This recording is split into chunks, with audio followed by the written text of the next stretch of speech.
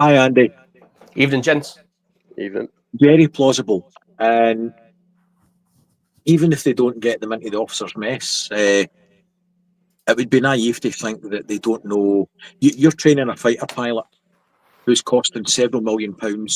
It's an investment of a nation, right, in this guy's training. And the plane without the pilot's worthless. Mm-hmm. They've got families, they've got homes. Do you think for 1 minute they're not scouted out where they are? And a conflict happen would get slotted. Yeah, well, they should be fully aware of this. Andy, when you joined, did they still show the old Shark Watch videos? Yes, mate, they did. Yeah. Do you want to explain what Shark Watch is? Yeah, so Shark Watch would be if you're ever out on the drink and you're in a bar somewhere, somebody would be designated sober and they would be on Shark Watch, and that would be looking for any honey traps, anybody dodgy who's looking to kidnap one of their squaddies, anybody who's looking to do harm to you, and anybody that was dodging who was looking to do any harm to the squaddies. One guy would stay sober, and it was designated Shark Watch. Yeah, yeah. So I think, if I'm right, that designated because of Northern Ireland. Yes, yeah, that's what that was how they were portraying it on the actual initial videos that you saw and stuff like that. And they were also saying it's not just going out drinking. It's like if you're at the train station, if you're going out on leave, don't go out wearing your jackets, your clothes, etc. So they do put a lot of effort in to not be identified in that way, or at least try. So back in 2014, mate, we were banned from leaving camp in uniform, and that was in Newcastle. Yeah. Yeah, well, I mean, they were worried about what was going to happen. Yeah, well, I have no doubt. It's weird because you used to be able to go out in like your number one sort of thing, you know, and or when you go and see your family and what have you. But there's just none of that anymore, is there? No. Hawkins, the opening crisis, the 2 pilot shots, and the naval base being bombed. How believable is an opening gambit? Yeah, I don't see any issues with that, mate. If that was me, I would have done the same and probably worse. So, yeah, as Brian said, there's a lot of money going into the pilots, and it's easier to take the pilots out than it's to take an F-35 out in midair, I imagine. So, strike for the weakest link. I imagine there's foreign intelligence services who have names, addresses, family members, where they go to school. You know, if you to take your not be naive, I couldn't imagine the FSB or whoever wouldn't have that data compiled. Yeah. And we didn't hear much about the media at that stage either, did we? So there's a Cobra meeting convened, which is obviously like a bunker style emergency meeting for the government, and they were talking about the potentials of an attack and the signals of attack, and a small fleet, a large fleet gathering in the Atlantic, so coming in from the west rather than from the east, sort of thing. Andy, how it all started to pan out should alarm bells been raised sooner? Do you think? To be fair, mate, in that, and it's a great 2 episodes, and your 2 videos were great as well. When those two fighter pilots were taken out, I was surprised that nothing bigger was made of that. Yeah, because to me, when I listened to it, to me that was the declaration. Yeah, if you're able to go onto British soil and kill British troops, for me, I'm surprised nothing was made a bigger deal of that. To me, I thought that was the first. Is that because of deniability though? Because if it's a lone gunman who says he's working on behalf of Joe Bloggs, they can just deny that, right? So true, mate. But I mean, even if they didn't tell the public, I was expecting maybe a Cobra meeting over that, because who, you know, even if Russia are saying it's nothing to do with us, you would think that their security services and MI5, MI6 would know who it was, even if they weren't going to say it publicly. You would like to think that somebody was saying to Ben Wallace, look, this is the information we have, and this is who we think did it. Yeah. Do you think the reaction times, Brian, are a bit slow there with a fleet like that off our coast? We should have been acting first? Acting with what though? That's the problem. The fleet that we had when we did the Falklands, it's about 20% the size of it. Mhm. The destroyers they built to replace the Type 42s are mostly broken since they were built. So you could send Captain Pugwash out with a shotgun and probably have a better chance at the moment. There you go. Get him signed up. And I think that's the problem. It shows in stark reality that they were aware that they're coming, but send them out and risk a provocation. What if they're just posturing a new posture from a position of weakness? What do you do? Well, we do often. Hawkins, the fleet off the coast, and there was a sighting by a ferry, I believe. One of the submarines surfaced and then went back down again. An actual. Just saying hello. You what? Just saying hello. Making sure they were known. Yeah, but I mean, surely that at that stage, they should have been releasing a press release right then. It's like Brian says, well, you can do a press release, but what struck me about the podcast probably more than anything was, I think it was like a real kind of dig to the Americans, to Donald Trump, was we were powerless without trying to get NATO involved. The second podcast was all about trying to get NATO involved, wasn't it? And it was, how can we, without NATO, we haven't got the force projection, we can't do this, we can't do that. And it really was, how do we get NATO into the fight? And yeah, it opened my eyes a little bit more, I suppose, to the current situation of NATO, of how vulnerable we are. Like, look at the fireworks that are going off in the Middle East now. If that was to be the UK on the other end of them, what on earth are we doing to protect ourselves from that? Yeah. So the first episode was a bit of a cliffhanger ending. Not a cliffhanger much, because the second episode was already released, so we could go straight onto it. But it was left with the critical question: shoot down or strike back. How realistic? I want to just open this up to anyone who wants to jump in. How realistic do we see this panel that's playing the UK government in line with our current government? I think they're more capable than the current one, which isn't saying much. Yeah. I think the dilemmas and the situation and the resources would be the same. How the person would react on the day is obviously, it's very hard to predict. But I would agree with Andy. I would rather have the hypothetical government that we listen to than the shit show that we've got just now. Yeah. Anyone else?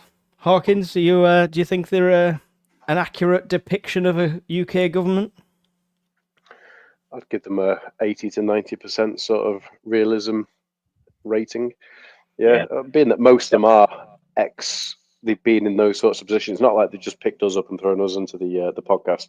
They have all come from the political parties and pretty high up positions. So, yeah, I do think it's a pretty realistic scenario and response that's coming from the actors, in inverted commas.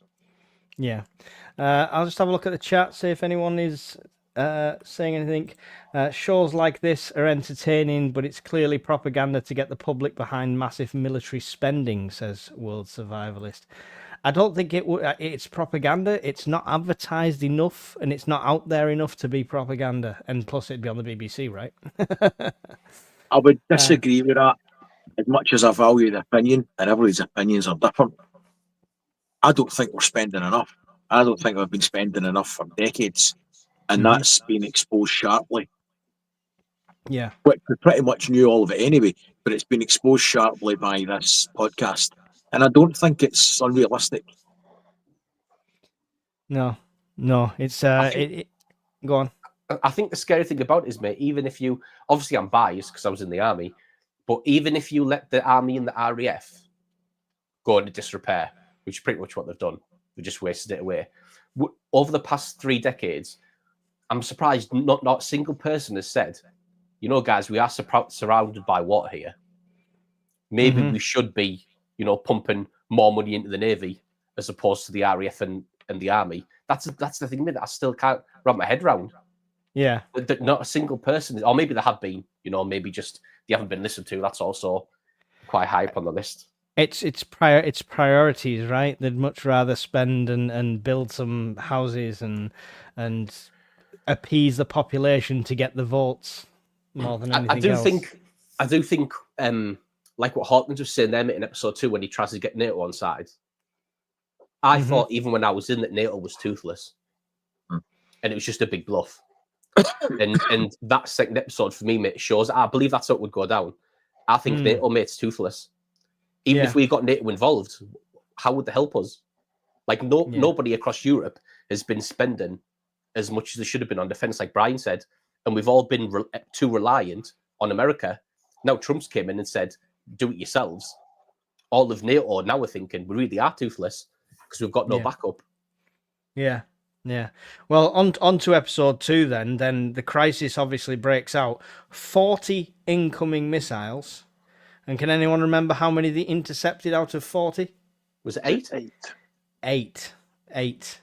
So, I mean, that's dire already. 32 missiles striking the UK. We've seen what the missiles striking in overseas in the current conflicts can do, damage-wise. That's devastating just for step 1, isn't it, Brian?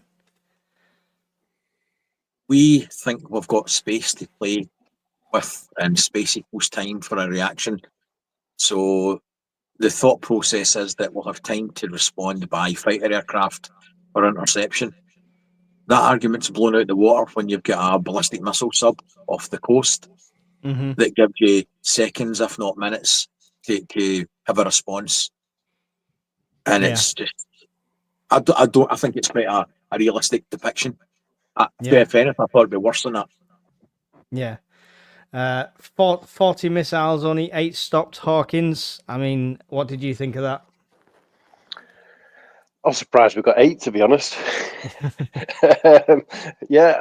Again, there's not much. Our destroyers are apparently our main sort of defense against that, and as we don't really have many of them in service, my biggest thing was, what would the 32 be headed towards? That's where my head is. Is it going to military base? Is it going to energy infrastructure? Is it going to communications? Like, what are they going to go and hit? What's their target list? Initial targets, I would say, would be any sort of air bases, any sort of counter-attacking offensive places. Then it would be infrastructure after that. Andy, you've got an insight into this. How realistic? Could we have even took 8 out? No.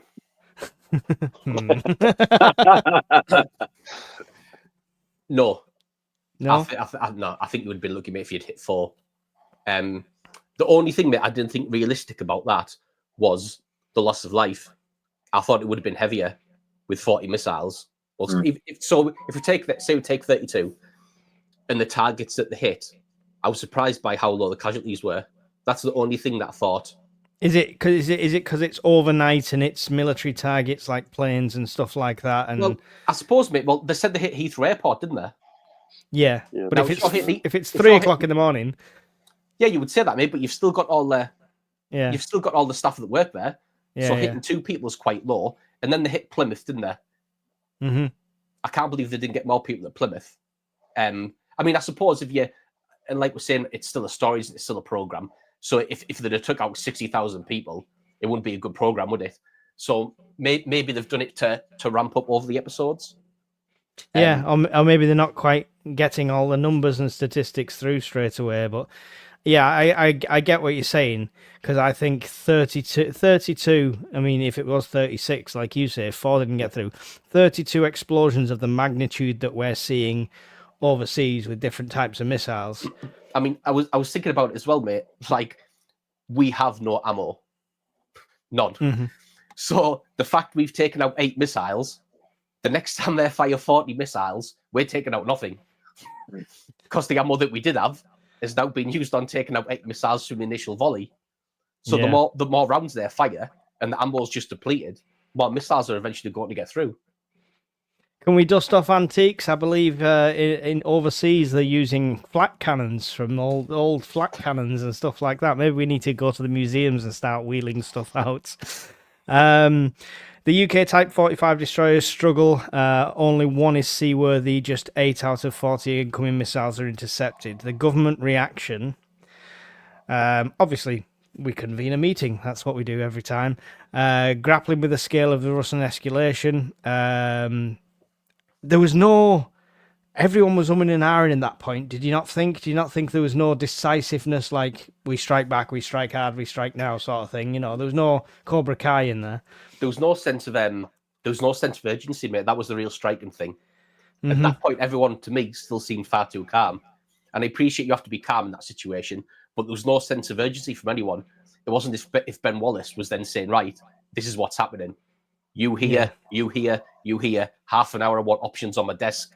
I want this, I want that. I think at one point, Matt, I heard him say to the Faz Lane guy, the nuclear deterrent, by tomorrow, I want the option on my desk. And I thought, tomorrow? So it might not be a tomorrow. Like, there was no sense of urgency from them, which was quite striking. But do we think, I mean, that could be for the fact of this whole tit-for-tat warfare. So the Russians are justifying it because of this false flag. So that's their response. So I suppose part of them are thinking, well, that's it now. So until we retaliate, they won't do anything more. Right? Like the ball is like not like a sustained attack, more like a game of tennis, and the ball has landed in our court now, and then we've got time to react. It could have been, mate, but and I agree you, but in the same breath, if I was Ben Wallace, I wouldn't be dictating 24 hours to people. No. Like that guy at Faz Lane, I would have been like, you've got an hour and I want the option on my desk. Like the other chiefs of staff would be saying, you've got an hour and that's it. Like it's non-negotiable. An hour, I want everything you know and I want the options on my desk. I wouldn't be saying, oh, you know, it's Tuesday. No, dinner time, Wednesday. Go home, see the wife and kids, have a snack. I mean, take your time. I wouldn't have been, you know, I was shocked by the lack of urgency. What's your thoughts on that, Hawkins? Sorry, I didn't think that was coming to me. Yeah, again, but if you look at how everything that's going on in the world at the moment is going off, it does seem to be a delay and a response. I understand what Andy said, but if you look at over East now, it seems to be like Israel do a strike on day one. Iran have then licked the wounds, fired back a few days later with the old true promisey things. Then it's happened again. Then there's been a pause. And even now, I know Israel stepped it up a bit with the F-35s over dropping ordnance at the moment, and they've been doing daytime strikes and whatnot, but it's still been, I'd say, reasonably low-paced warfare than what I would imagine it would be. Like, I thought there'd be thousands of ballistic missiles coming out on day two, to be honest, but it seems to be a measured response, and I think we'd probably be a similar sort of thing, especially if we've not got much to fight back with. You've really got to bite your tongue, haven't you, and decide, right, we need to come up with a measured response that makes us save face a little bit. Sounds a little bit scary, but actually we've got something in the back pocket. You know, let's not use all 3 missiles at once. We'll use one and keep the other 2 for a rainy day. I think the thing with that is, right, mate, so in this scenario, we are Iran and Russia's Israel, isn't it? In that situation. So what I don't like about it is, in our situation, Russia are dictating the pace. Mm-hmm. Same as Israel. Israel dictating the pace over there. They sit back. They know they've got the bigger stick, and they can do what they want when they want, and they're pushed by no one. Yeah. And that's what I don't like about the scenario. That's why I don't like the lack of urgency. It's as if we're just sitting back and we're like, well, we know they have the bigger stick, so we'll just let them dictate the pace. That's what I don't like about it. And maybe that comes from me being in the military. You know what I mean? If we're getting the whole point of if we ever got ambushed, the first step was to win the firefight. Yeah. And now you're dictating the pace and you're dictating what goes on. That's why I don't like the lack of urgency from Ben Wallace, etc. in that program. Yeah. Brian, what do you think of the lack of urgency? And more so, do you think that's being portrayed accurately to what we would actually see? I think it displays psychology and human nature, because if you imagine a child in a playground and the bully's stepping up to them and they get punched in the nose, some kids will go turtle and hope they don't get hit anymore so they won't hit back. Other kids will turn into a flailing ball of fists and fight back. Mm-hmm. But this is pretty much the same, although it's a simplistic way to portray it. I think it's flight, right? Yeah, and I think it's fairly accurate, the portrayal. What I would say is, though, that if they give up they didn't have the initiative to start with, just off the back of what Andy said. And if you lose the initiative, you've pretty much lost, full stop, Mhm. because it's always going to be slower to react than act. And one of the people in the podcast was advocating a counter-strike. Yes. Yeah. you, Yeah. you may have limited resources, but if you don't use them, you could lose them. For all they know, the munition storage depots could be the next target, or the planes could get zapped on the ground. So take your shots while you can. Yeah. Cool. Right. We apologise for Brian's dial-up internet. They'll get broadband to Scotland one day. You're very pixely, look. Brian. That still works.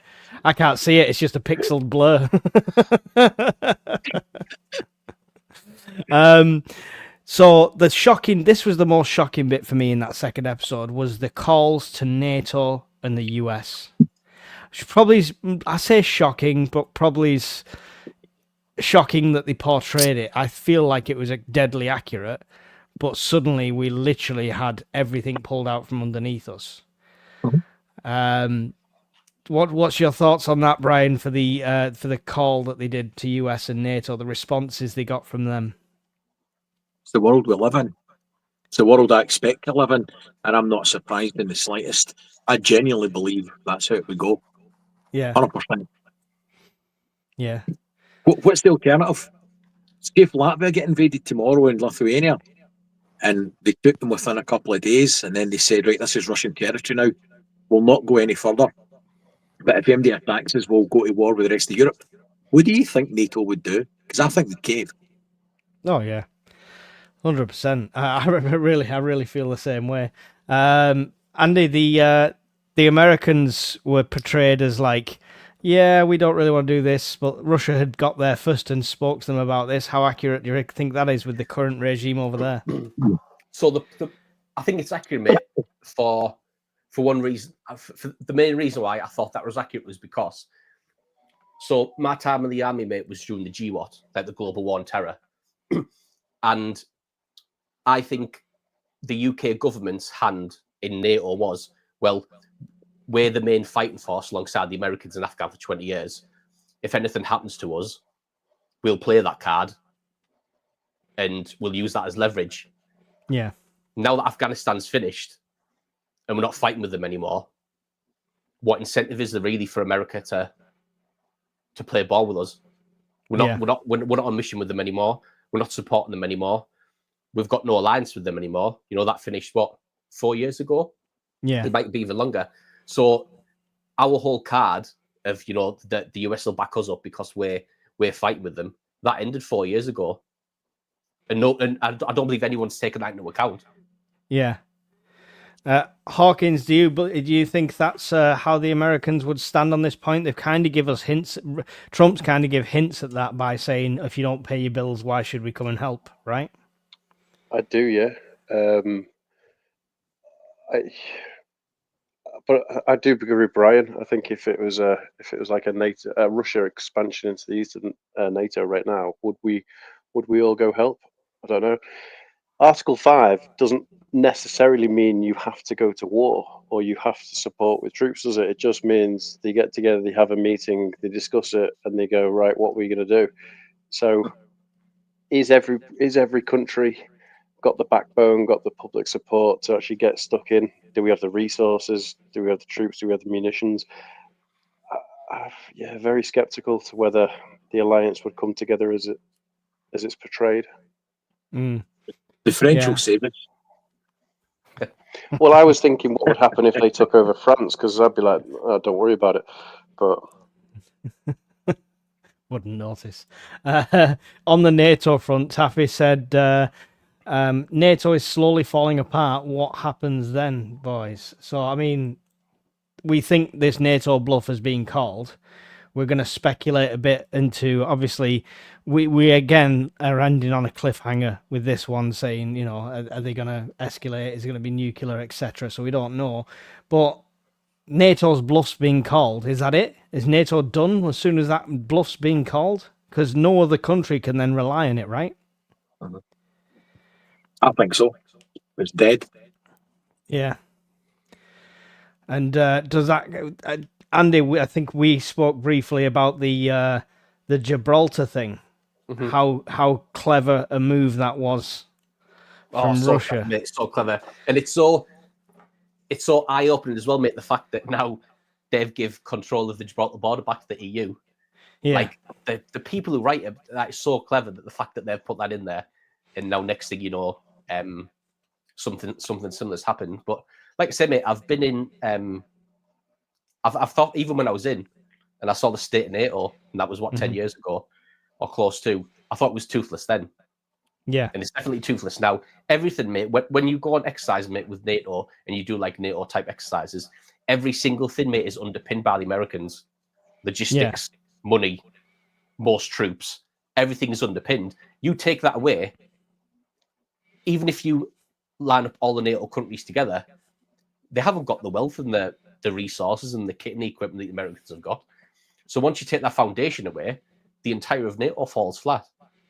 yeah, And in this program, Putin knows it's toothless, yeah. which is why he's had a pop. Mm. Does he know that in real life, Hawkins? Yeah. Yeah, Yeah, I think he does. But the only thing I was thinking of in that situation was with Trump in power now, for instance, and something was to pop off.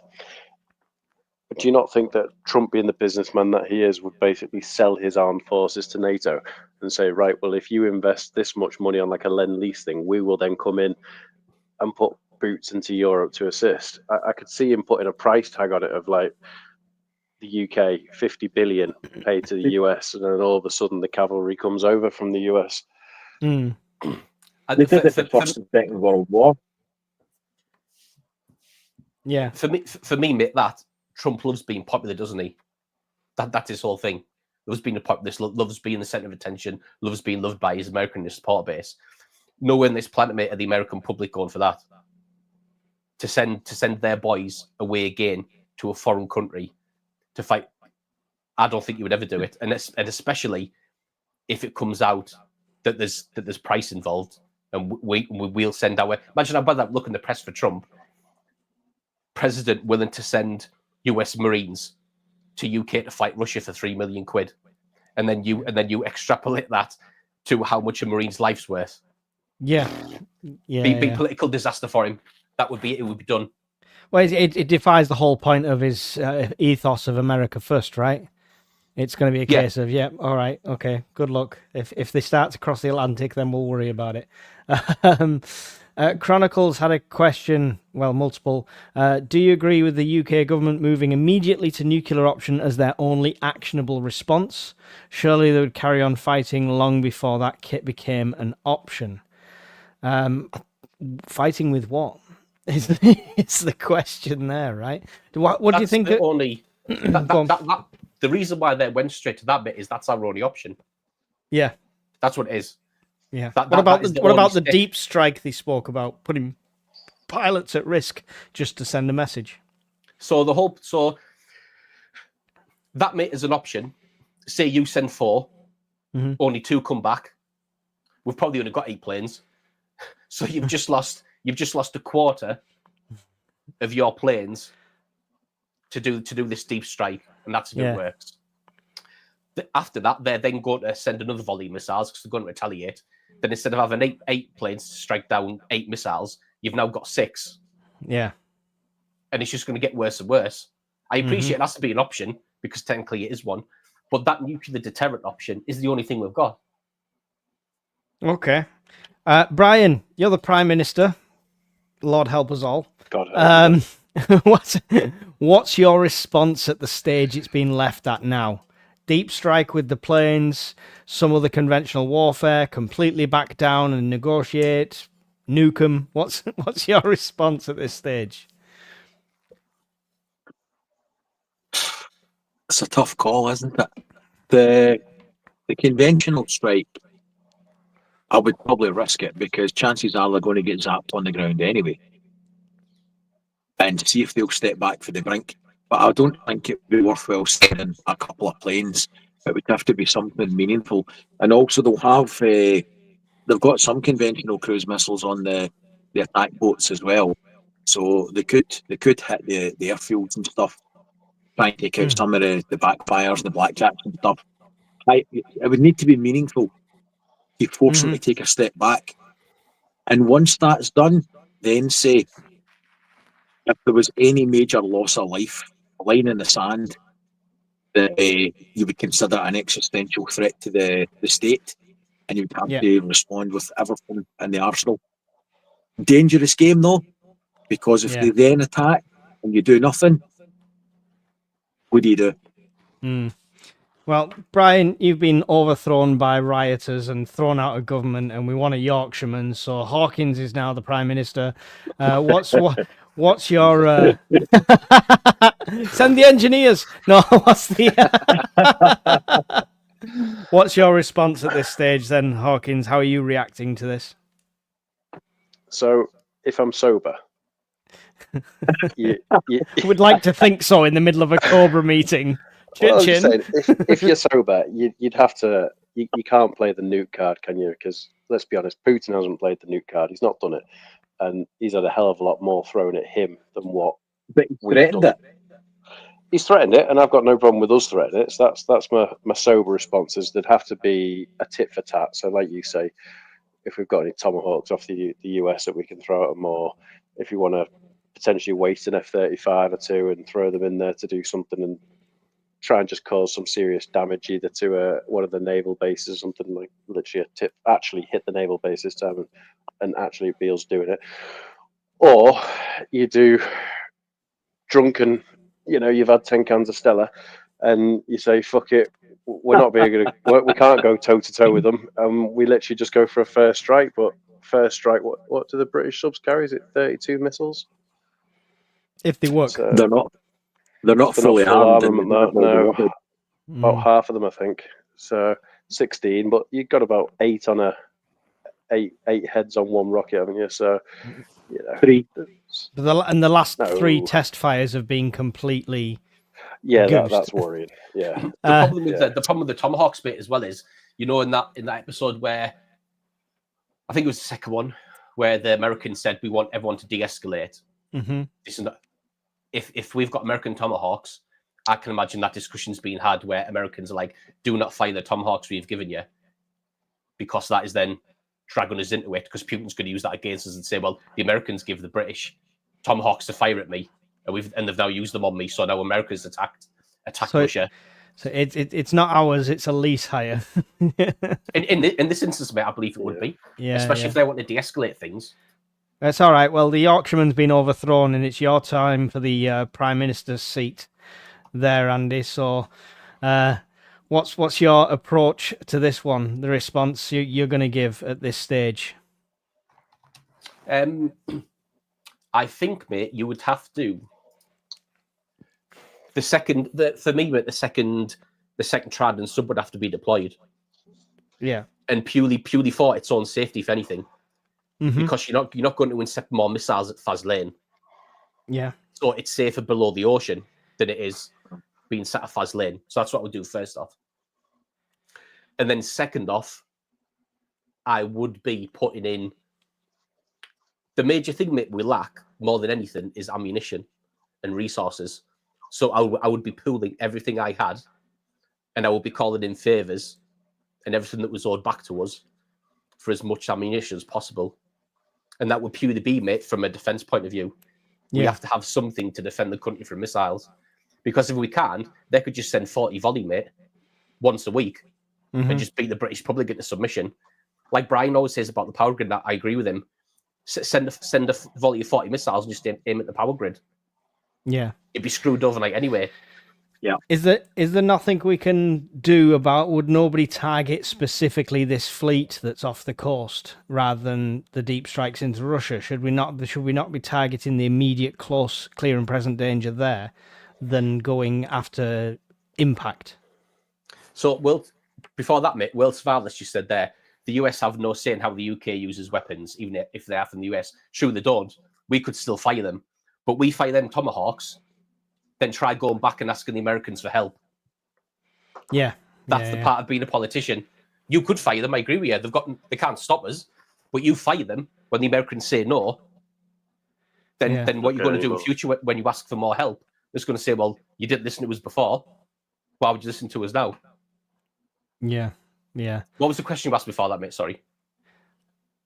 I was just saying, would the fleet not be the Russian fleet that's off our coast not be the primary target over deep strikes into Russia? It's a possibility, mate, but the problem with that is, if you take out one of their fleet, the retaliation is they're going to take out a Type 45, the only one we've got left in this scenario. Mm-hmm. And that's what I say, mate. Everything is dictated to by the person with the bigger stick. And this entire thing is being dictated by Russia because they have a bigger stick. They've got more weapons, they've got more troops, they've got more resources, and they can afford to do what they want.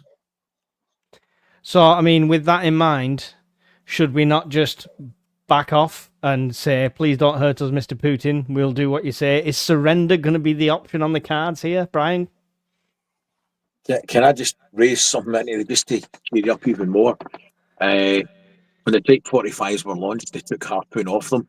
So standoff AS anti-surface weapons, they've got the deck gun. So just to manage expectations on that, they were going to put, I think it was NSNAM on it, or the Norwegian one. But I don't even think they've got them yet. So as it stands, they've got a gun.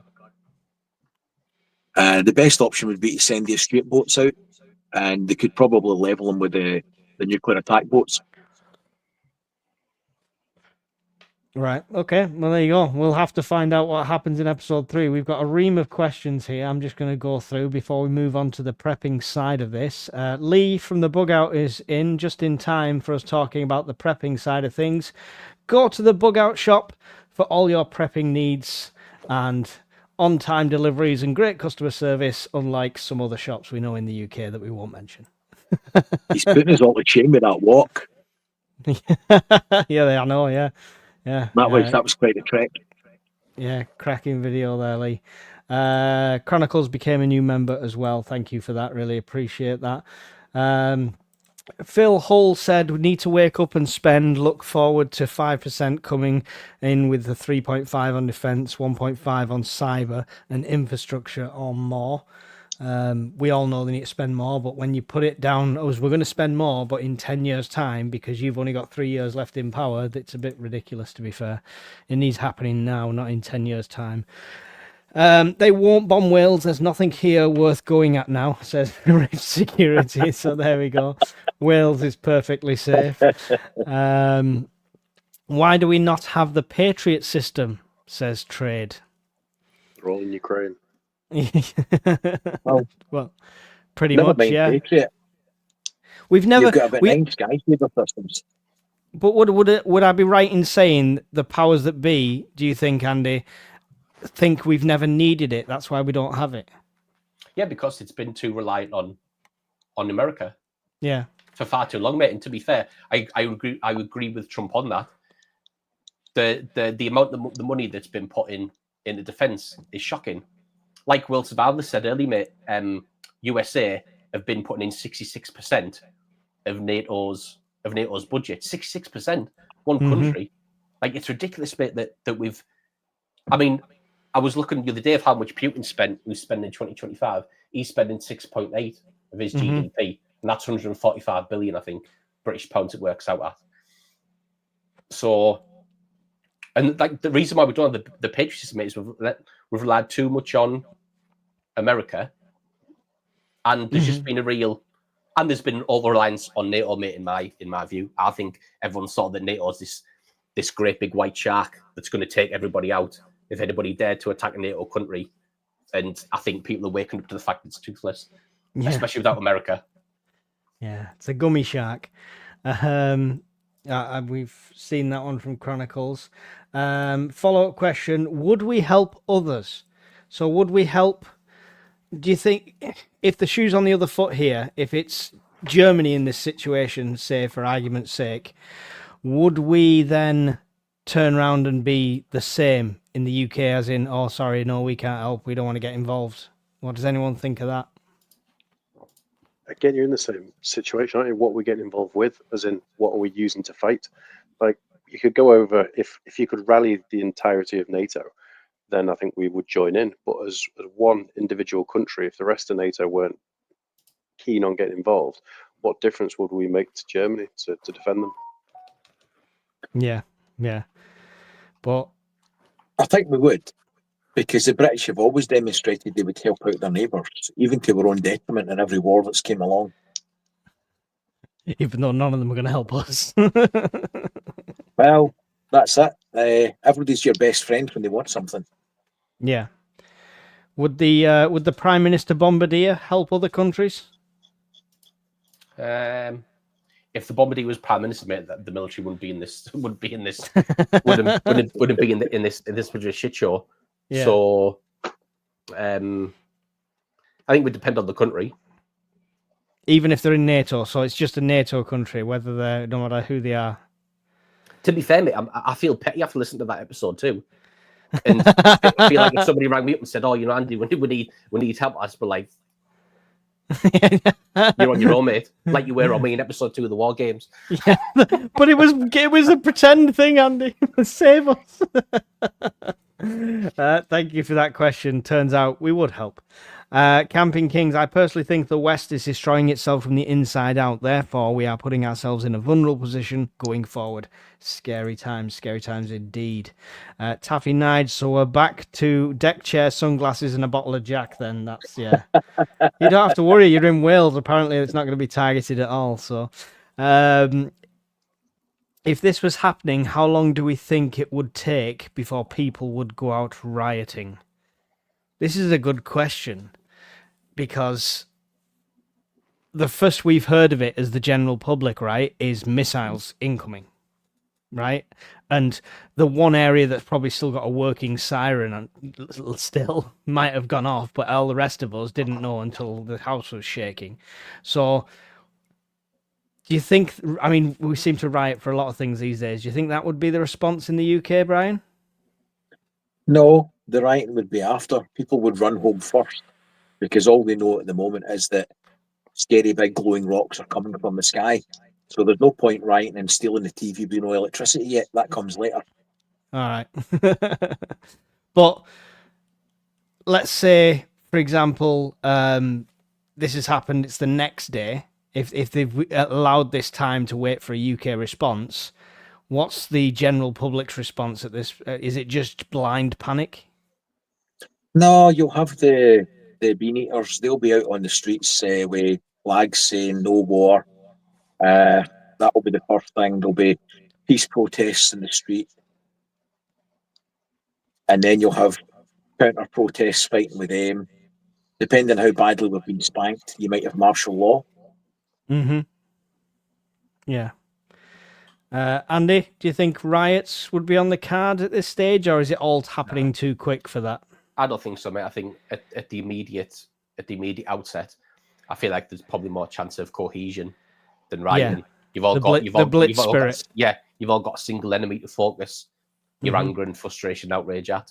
Now, if like Brian says, mate, it was going on for 2 months, and you hadn't had electricity for 4 or 5 days every week for a month, and the British government just sat there doing nothing, then you might start to see a different reaction. But from like the main outset, I can see people coming together and rallying against it more so than rioting.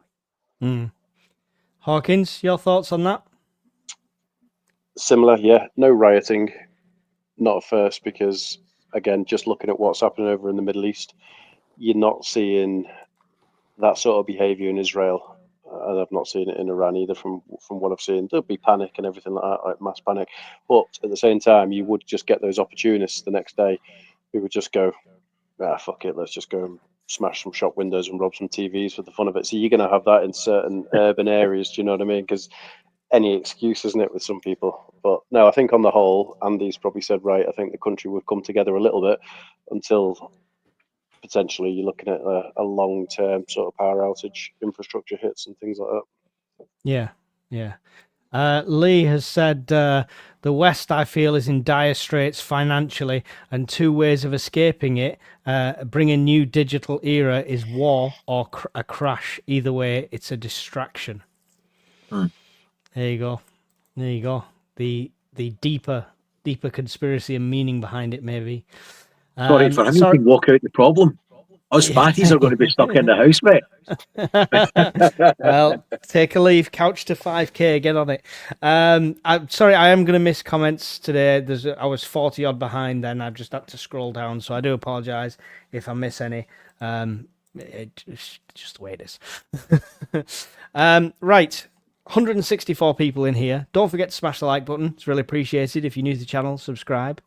Don't forget to check out Scottish Prepper 73 and the Bombardiers channel as well. They give up their time for the fireside week in, week out, and they'd appreciate your support on their channels as well. And I'd appreciate if you go and do that. So thank you for that. They'll tell you all about their channels at the end, so hang around for that. Prepping now. Okay, so let's just put this to a side. We're waiting on episode 3. We all know what we would do as prime ministers and stuff like that. But has this changed any of your mindset on prepping, Ryan? No, not the slightest. No? No. No extra urgency, no realizations, anything like that? No, to be honest, mate, I'm happy with the progress that I've made personally for the moment. If things kicked off majorly and they were mining the Strait of Hormuz, I might go out and get some more fuel. I'll certainly be keeping the cars. Well, I don't have a fucking electric car now, but the wife's car and the van will be getting topped up regularly. Other than that, no. Yeah. There's no real urgency for us. Sorry. No. Andy, have you thought any more about prepping? Like, is it expedited it at all for you? Yes, mate, it has. So I've been talking to Brian about the whole solar thing. So my solar panel arrived on yesterday. And then I spoke to Brian because I don't do stuff when I've got Brian there. I know that's cable. So I messaged him yesterday and asked him what cable I needed for my Anchor Solix, and that came today. So it's listen to those 2 episodes, mate. Finally kicked me up the ass because I've been quite open having that solar was where I wanted to go, but I've always been too lazy, to be honest. So listen to those war games, mate, kicked me up the ass, and then Brian said that that solar panel was good and it was on sale, so I grabbed that and I've grabbed that cable. So I'm going to do a review of that tomorrow. So it's kicked me up the ass, mate, in terms of solar, because that was the one thing I was really lacking. Hawkins, we know you want a moment to admire your new solar, but has the war games affected you at all, or changed your mindset on prepping? No, because short of a warhead coming down on top of me, I'm probably prepped for anything else, water, food, long-term disruption to manufacturing, or being able to buy products from the supermarket. I carry a stock of everything in the house. That's probably a bit of my OCD and a bit of prepping, to be honest. But no, and now I've got the solar system that Brian nudged me in the direction of getting the whole house set up. Very happy with that. The only thing that I might do... I'm getting a lot of blame here. I know, look at you. He's peer pressuring everyone, and there's me living like it's 1863. I am tempted to email the installing company who did mine and just ask them for a quote, and I certainly am not doing it, so I should not smile as much, but just a quote on another battery and inverter cell to mirror this, so I've got double the capacity. This is obviously going to happen. It's like, it will happen at some point, but I do not envisage it happening for like 12 months or so. But I'm just going to get a quote, just so I've got it in the back of my head as what it'll cost, because it's that redundancy, isn't it? 2 is 1, 1 is none.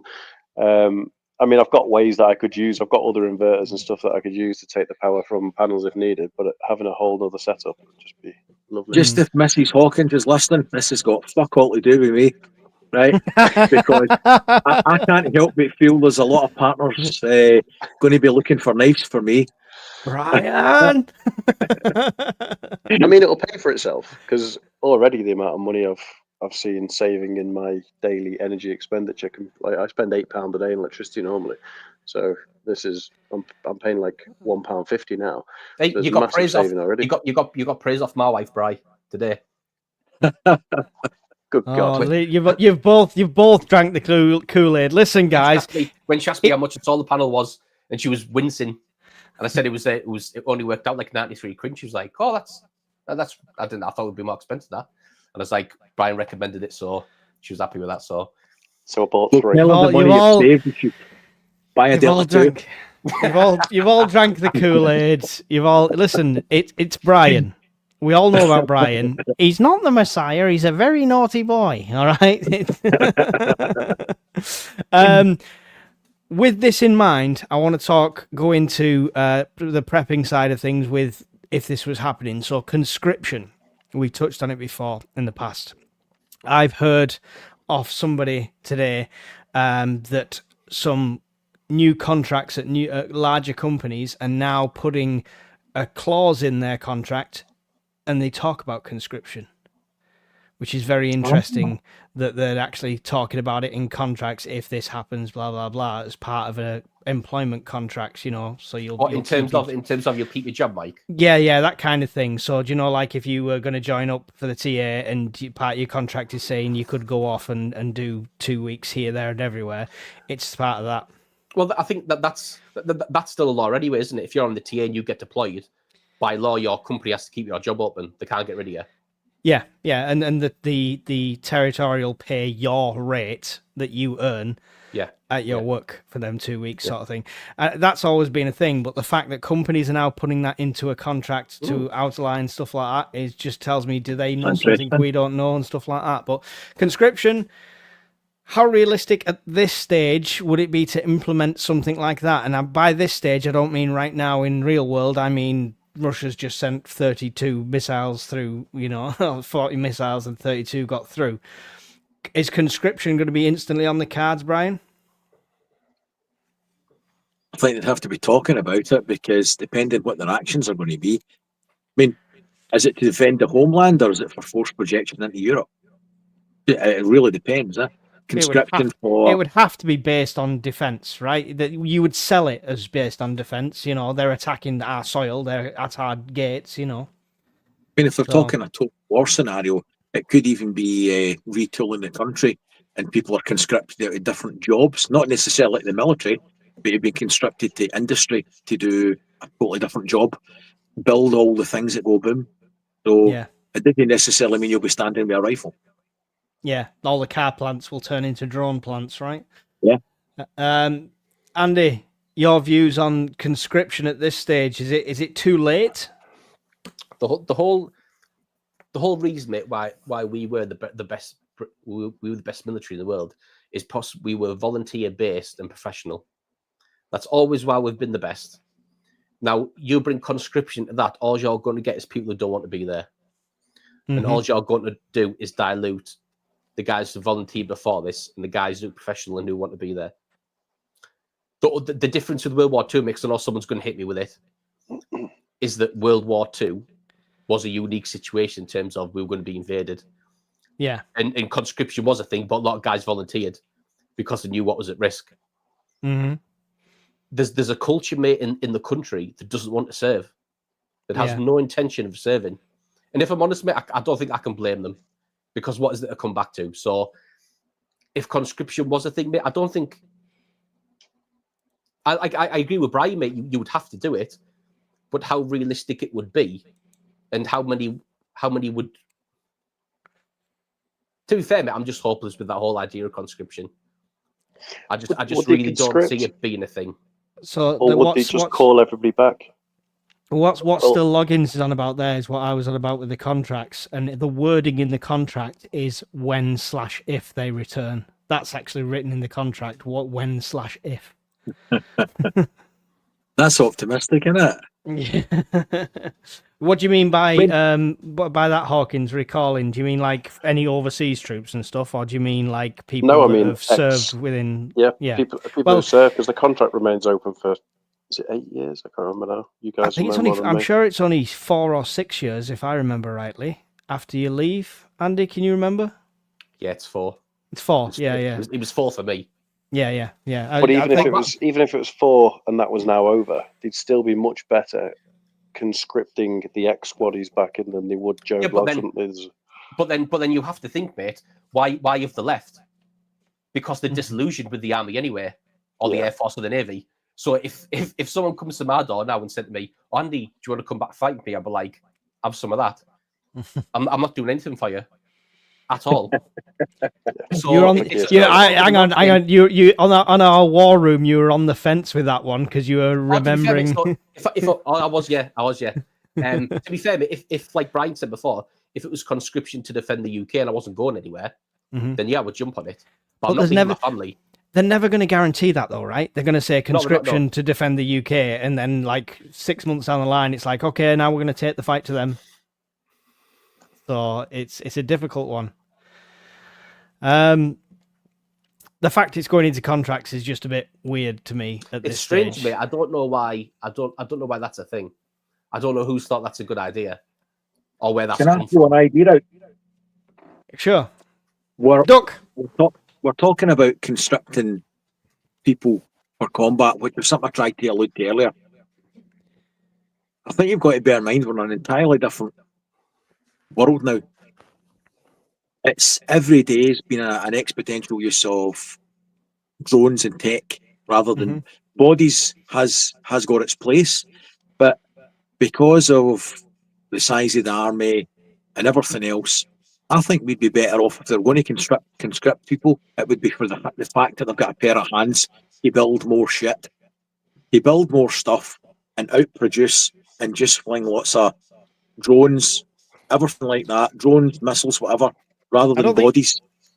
You wouldn't necessarily need conscription for that. You'd be turning workplaces over. So if you go to work every day and you're manufacturing vehicles or you're manufacturing car parts or you're part of Husqvarna doing lawnmowers or whatever, then suddenly you're going in and you're not doing robotic lawnmowers, you're doing things with propellers and little catch and release systems. What I mean by that is with the conscription side, though, that the choice to sit in the house and watch Homes Under the Hammer whilst you're claiming your DLA and you're smoking 60 fags a day and 10 pints of Stella, that would be taken out of the equation and all the fluffy shite would go out the window and you'd be standing on a production line or sitting in a production line. Good point. Do you think, I mean, we'd everything like that would have to stop, right? So a state of emergency would be declared. We're all aware of that. And when a state of emergencies are declared in other countries when war happens, companies shut down, schools close, everything. We're talking lockdown times 10. So how are we going to cope with that side of things? Do you think as soon as somebody says lockdown in this country, there'll be people going, nope, not happening, not doing it, blah, blah, blah? Nobody. I do think, mate, in terms of if that happened, I can see a positive side of that where community spirit would come back. Because like Brian said, mate, if you're all then, seconded to work in a munitions factory, for example, but the schools are closed, somebody in the community, mate's going to have to pick up the slack where kids are concerned. They're going to have to open, a daycare, or somebody is going to have to take on that role, and the community is going to have to come together to get through it, which is the only positive upside that I see with it. Yeah. And also farming. We import a lot of food and we've got a lot more bodies than we had in the Second World War. So we would have to be utilising the manpower that's in the UK to do. So again, the conscription thing, they wouldn't all be fighting. You'd have people tilling the fields. People would have to work. They would be fishing, growing, everything, cutting down trees. They'd have to be forced to do it. Yeah, I like the idea. Should do it anyway. Earn your wage. So, just one on that, mate. I'm sure I've seen something in the news this week where the government say lots of things done, so it's nothing. I don't know how much I believe it, but they were saying that weren't they bringing back 3 munitions factories? Hadn't they approved them? I've not seen. They're going to build artillery. Yeah. Was it in Sheffield? Have I got that right? I think so. Yeah, they were going to build artillery. Yeah. They're opening a new factory. That's what it was. That's why it jumped out. Well, Alexander Dennis, the bus factory, is shutting down about 20 miles along the road. Would you want to serve next to some long-haired, bearded, turkey-toothed, jogging, bottom-wearing, stroppy Gen Z? That's what like, he's, Can you answer that? and Lee mate there is banging the money. Like I said, the reason why we were the best in the world is because we were a volunteer professional army. Mhm. So when somebody's screaming and shouting at you, it motivates you and pushes you on. If you start screaming and shouting at a Gen Z, they're just going to sit down and cross their legs. And say, Yeah, don't I like mean this. that the whole point of basic training is to weed that out, to break them down, and to then build them up as new men, right? And you get lots of dropouts in that level at that stage. Yeah. But if dropping out's not an option, conscription, then it's going to be. I mean, it's probably just going to be comedy gold watching some of these people trying to get through it. I hope somebody makes a TV series of conscription in the UK. I suppose, mate, as well, the sad thing about it is funny whilst you're seeing them do it until it comes to time to fight, and then you've got said person who was crying into his cup of tea because the sergeant said naughty words to him, and now you expect that same person to return fire when they're being shot at.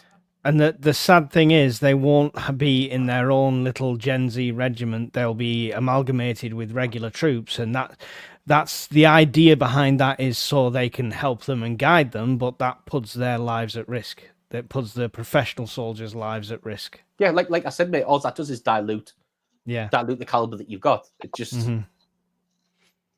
Yeah.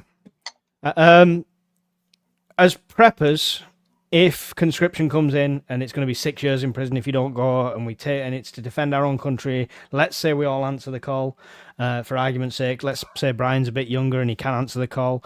Motherfucker. I said it was going to swear tonight. You can go and fuck yourself. I promised the wife before I went out, because there might be kids watching, and I'll try and be a bit nicer. Fuck you. Should we be prepping, or should people be prepping before conscription to not be at home? Often we're getting told, like, I'm a prepper, but my husband or my wife is not involved, or they don't interest him, or they don't do anything. If conscription could be a realistic scenario, should we be prepping to not be there? Labeling everything, giving instructions, teaching, stuff like that. Yes. Brian? Yeah, go on. Yeah? Could be. Try to. It's a hard sell. But do you think if it's on the back of, listen, guys, I could be going to war, it'd be an easier sell? Absolutely, 100%. And even if they didn't want to take the instruction, there would be a lot of post-it notes. There would be a book written up of how to use things and what to do, and some harsh realities about how people behave when shit goes wrong. They need to take on board. Yeah. So definitely should be a consideration at that stage. Andy, Sure. if the call was there and you had to go, either way you're going to be leaving, because you're either going to prison or you're going to conscription. So should you be prepping Mrs. Bombardier and making sure she knows everything about the preps and what to do, etc.? yeah, she knows the score, mate. Yeah. Yeah, she'd be all right. So you've already done that. It's covered. Yeah, pretty much. I mean, to be fair, mate, like, and I think I would do it more so in terms of if they are volleying all these missiles like in war games, the chance of being displaced is quite high. So you're going to have to go somewhere, bugging in that essence is probably not an option. Mm-hmm. At some point, you're going to have to leave. So, like I said before, mate, the grab bags that I've got for us are more pretty much refugee bags or displacement bags. Do you know what I mean? I haven't got like a bow and arrow and a knife and a tarp in there, and I'm going to go live in the woods for 3 years. All the stuff that's in my bag, mate, would be to get me to another safe place that's under hardcover. So the way my bags are set up, mate, would already be for that scenario anyway. Yeah. So yeah. I think, would it be an easier sell? I think it would be to a lot of people if something kicked off. I think, if you started saying to them, look, this is likely an option that I'm going to go away. We need to have a conversation about X, Y, and Z and what to do if I'm not here. I think it would be an easier sell. Yeah. Definitely, and you should look at that on scales as well. Anybody that is like Andy, ex-military, or had any sort of training like that, then really consider it, because you'd be in the first wave. Hawkins, would you need to, or could you prep Mrs. Hawkins and teach her everything and be ready for that? I could. How long it would take before I got conscripted would be another matter. She could probably die in this house with enough like supplies to last for a year, and she wouldn't be au fait with everything. But I'd go for the work from home job in the army, just being a drone pilot from the garage with a Starlink setup and solar. That would, you know. he thinks he has a choice. typical Royal Engineer, mate. Wants to stay at home and pay from his garage. Still wants his medal, though, Andy. Still wants his medal. Yeah, yeah. Absolutely, participation award. Yeah, that'd be the dream job. But no, we'd have to step things up a bit. She'd have to be run through systems and how they work, and I'd have to write some. And I should really do that anyways. Write some operational guides for how to do certain things and whatnot. But yeah. So with the world the way it is at the moment, with this war games scenario, lots of things being true to real life, scarily so, especially in the first episode, we can see these things happening now. Is it not something you should start now? Yes, it probably is. And to be fair, when the solar got installed the other day, I showed her how to flick already the like he's falling asleep already. But how to turn the power over so that the solar can power the entire house. Do you know what I mean? Jesus Christ. I don't think I'll be able to teach her how to set the Starlink up and things for backup comms and whatnot. But yeah, you're right. There's probably a lot of processes that she needs walking through. Yeah, I think it should be a consideration for a lot of people because, I mean, not just for conscription and wartime, but I hate to say it, could be hit by a bus tomorrow and then the shit could hit the fan 3 days later. So, don't leave your loved ones hanging. Make sure you've got something in place. Even if it is, like Brian says, a little prepping Bible, which is in the first box. So when they open it, they say, oh, you've got to do this for this and, just point them in the right direction. Andy, if this war games goes to the point of they give up straight away sort of thing, can you prep for occupation? Ooh, good question, mate.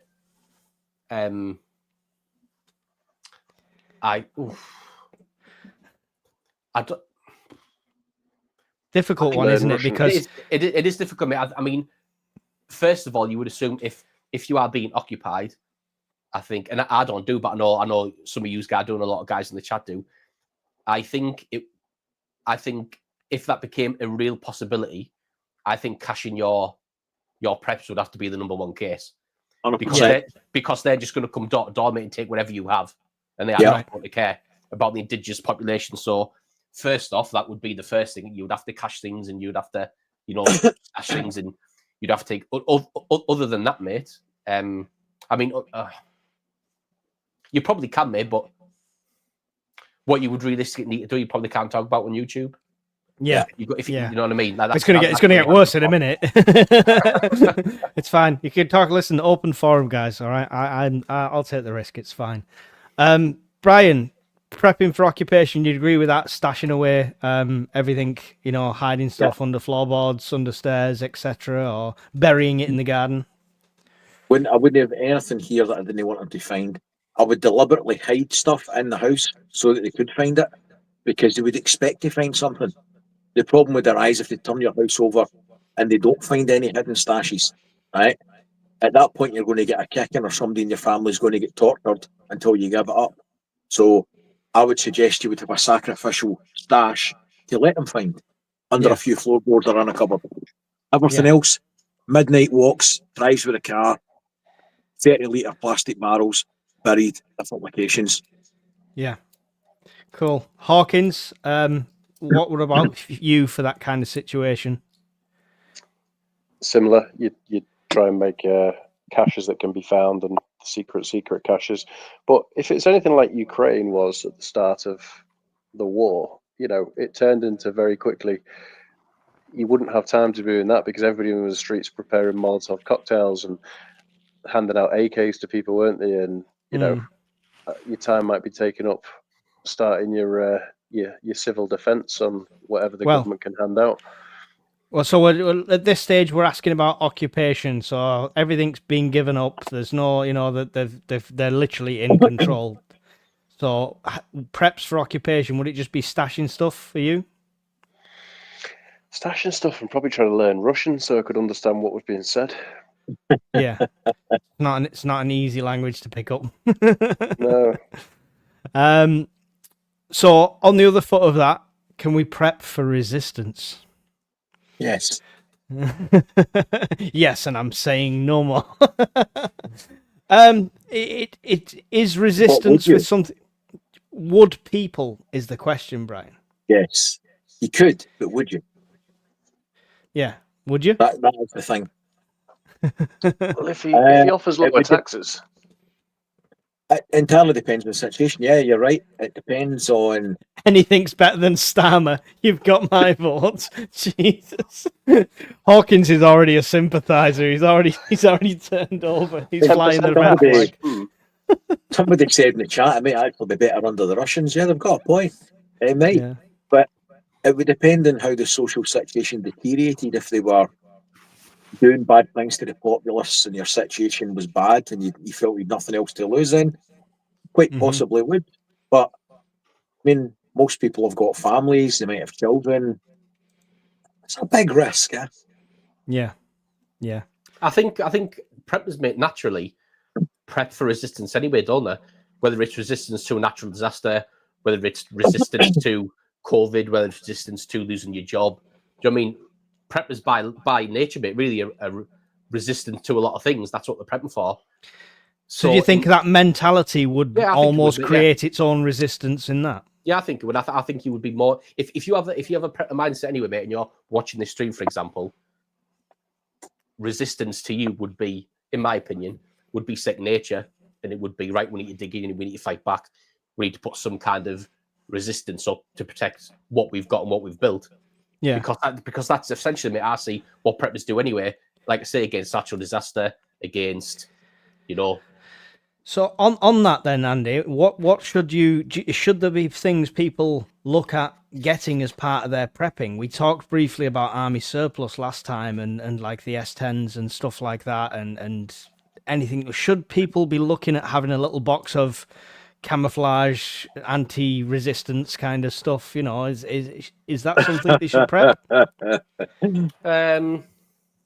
To be fair, mate, I don't know why, but most preppers are so anti-camouflage. It is unbelievable. Everybody thinks they're going to walk about in a grey 3-piece suit, and the Russians just got to leave them alone. So I don't think. Grey man. I don't think many preppers are into camouflage stuff anyway. Yeah, but should they? Well, if they were prepping for this, there's like that the military issued sleep system, bivy bag, sleeping bag, outer, inner. That, mate, will serve you all year round in the UK for all weather types. So that in itself, mate, is a good prep to have anyway, regardless of occupation or regardless of, you know, resistance or anything we're talking about tonight. So in my opinion, everyone should have one of them anyway. Yeah, but if there's a resistance formed and it is naturally of preppers because we're that unsurvivalist, because we're of that mindset, there's not going to be Brian's not going to be stood there at the front door handing out uniforms for the prepper resistance. So should people have something, you know, even if it's not something, they don't have to walk around every day wearing DPM or MTP, but should they have something? Can I be upfront and honest? I'm going to snitch you for a can of Pepsi. I'm going to chop these all. Don't worry, mate. Hawkins is first on my list. I'm like, there's a Royal Engineer who lives in York. He's got a whole new solar array fitted. Correction. In there, and you can correction. The new drink, which will be Pepsi.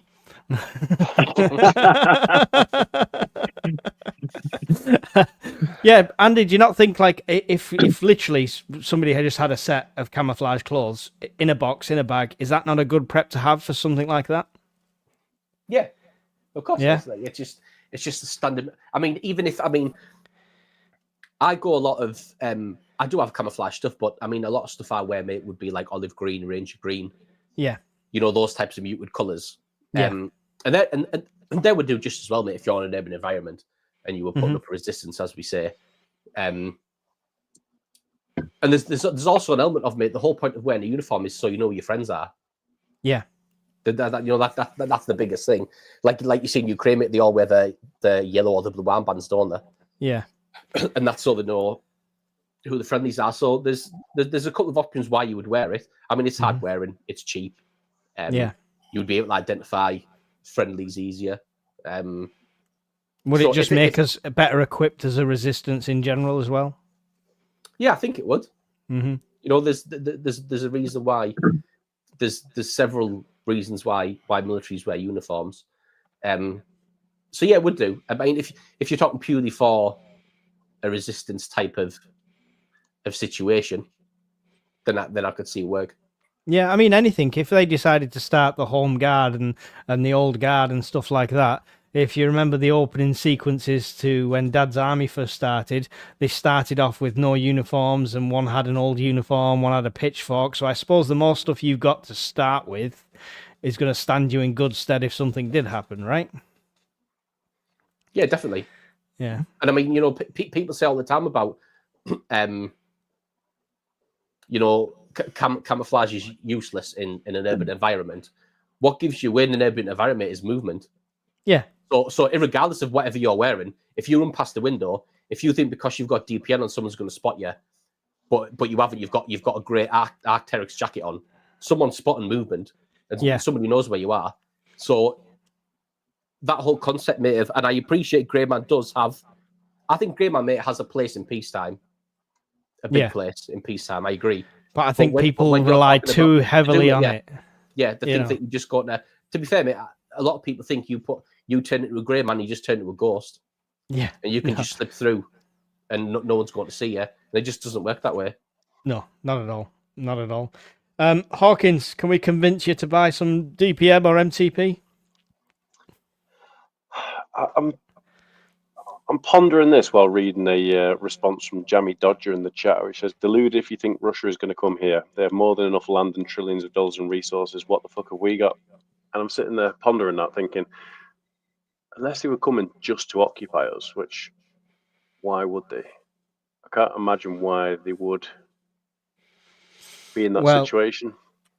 Yeah, I mean, you're thinking that with a logical head. Why, you know, why would any dictator want to overthrow another country that's maybe lesser off than them? It's just power, it's land, it's you know, it's old vendettas. It could be any reason. He doesn't like Starmer, so yeah. But back to the DPM, I suppose I probably should buy something, but, you know, this is just now Andy trying to make me spend money like Brian does, so. I'm getting to play him again. Well, I deflected a little bit to Andy there, but yeah, no, I probably, you know, there's no harm in for the cost of it. It's not expensive kit, is it? As you say, it's hard wearing. Yeah, no, yeah, probably worth having a bit about. My DPM jacket that I've had since 2001, I was wearing today at the car boot sale just because it's got so many pockets I can have all the change. But it's there's no holes in it. It's not worn down. It's not lost its color. Trust me, they last a long time. That's 25 years old sort of thing. So it's dual purpose, really. Because if I was to wear my ghillie suit to the car boot, I'd probably get laughed at. So yeah, DPM is probably a bit more. You've not seen some of the people walking around a car boot, clearly. It would be the Royal Engineer flash your arm that made people laugh at the ghillie suit. just one on that, mate. On the you know, when Hawkins just mentioned there about why would Russia come here? Mm-hmm. I suppose, mate, that, you know, there's from their point of view, you could use it as a staging platform to go into mainland Europe. We do have there you go. We do have American military bases here that are secret and classified. So if you took over the whole country and you managed to get inside them, I'm assuming somebody more experienced than me would know they're probably linked up to some type of American military network. If you could get into there and find out what they had or what they knew, that's another option. And there's also, mate, the propaganda side of it. Imagine the propaganda boost you would get in Russia if you were Putin. You say we've just overtook the UK. Yeah. Yeah, secret classified US bases, and they have a 4-lane bowling alley as lasers. It's cool. Sadly, the best place to take first would be Scotland and push down south because you've got less population. But you got to deal with all them pissheads. It's going to be just, you know. But right, mate? Can you? Because I used to be in the Lowland Gunners, which is Scottish regiment, right? And I've seen Scottish people on Buckfast. If you think for a second that Russians are dropping into Scotland and just walking through it, no hope. I don't think I think there would be a certain amount of friction. But To be fair, mate, the best thing on- that could happen for us is for Russians to drop into Scotland, and the Scottish would just take them out, and that would be the end of the invasion. That would be generally be the best thing for us. Scottish regiments are nails. They are hard bastards. That would be the best thing for us, honestly. Just drop them into Scotland, Scottish, and just wipe them out. Yeah. Without ammo.